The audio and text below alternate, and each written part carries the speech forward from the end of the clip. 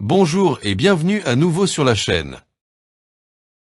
Dernier jour de notre voyage dans la vallée d'Aoste, que nous quittons au pied du Mont Blanc et de son impressionnant glacier.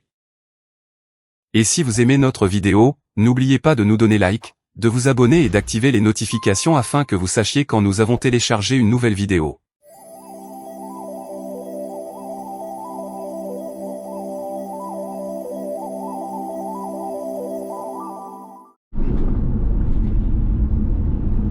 Comme nous l'avons mentionné dans l'introduction de la vidéo, nous terminons aujourd'hui notre voyage dans la vallée d'Aoste, cette belle région alpine italienne, dont chaque vallée nous a surpris par sa beauté, et surtout par la force des cascades et des rivières qui les traversent. En guise de conclusion de ce voyage, nous nous rendons au pied du Mont Blanc et de son majestueux glacier, où nous visiterons d'abord le petit village d'Entrèves.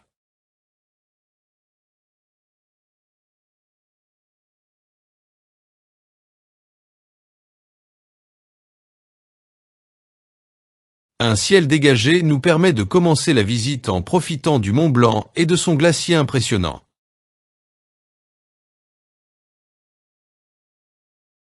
Au pied de ce massif de granit spectaculaire se trouve Entrèves, un petit village de la commune de Courmayeur, situé à la confluence de deux beaux vallons alpins, le Val Veny et le Val Ferret, dont les torrents se rejoignent tout près de ce village pour former la rivière Dora Baltea.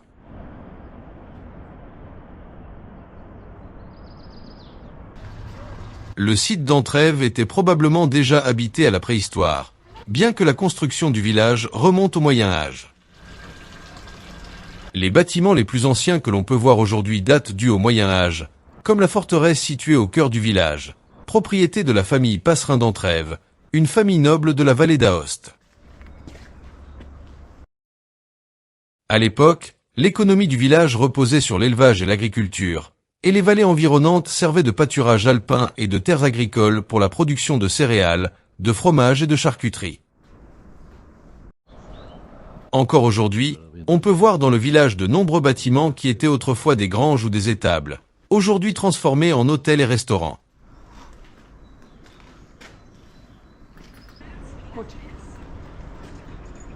Derrière la forteresse se dresse l'ancienne chapelle du village, encore en usage de nos jours, dédiée à Sainte Marguerite. Bien que l'année de sa construction soit inconnue, elle est déjà mentionnée dans une visite pastorale en 1567. Près de l'église, on trouve une construction avec une belle arche, sur laquelle se trouve une plaque indiquant les écuries de château, qui auraient été autrefois situées à cet endroit.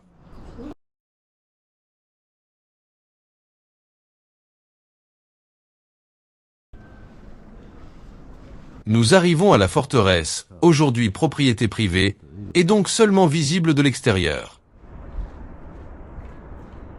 C'est un bâtiment de 3 étages ponctué de belles fenêtres, restauré mais fidèle à celles des XIVe et XVe siècles.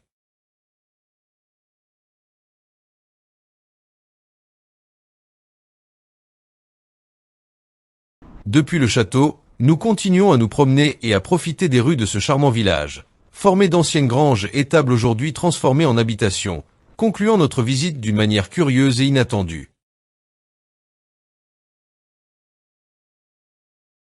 Depuis Entrèves, nous parcourons à peine 3 km et arrivons rapidement à Courmayeur. Courmayeur, qui compte environ 3000 habitants, est une destination touristique bien connue pour la pratique du ski.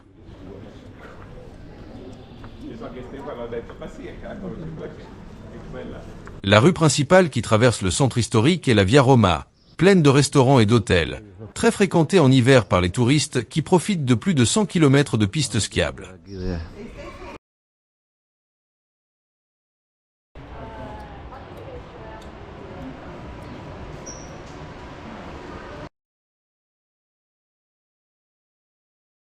Le parcours de la Via Roma n'est pas très long, mais il est toujours possible de se perdre dans les ruelles latérales, menant rapidement à une petite place avec un joli point de vue.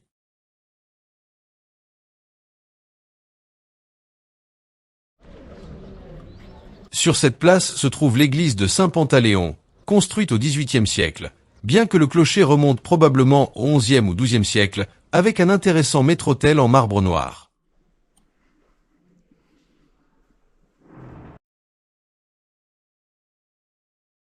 En face de l'église, on trouve le bâtiment de la Société des guides alpins de Courmayeur, la plus ancienne d'Italie, créée en 1850, où se trouve également le musée inauguré en 1929, consacré à l'histoire de l'alpinisme et aux guides de cette activité sportive risquée, qui sont honorés par plusieurs monuments sur la place.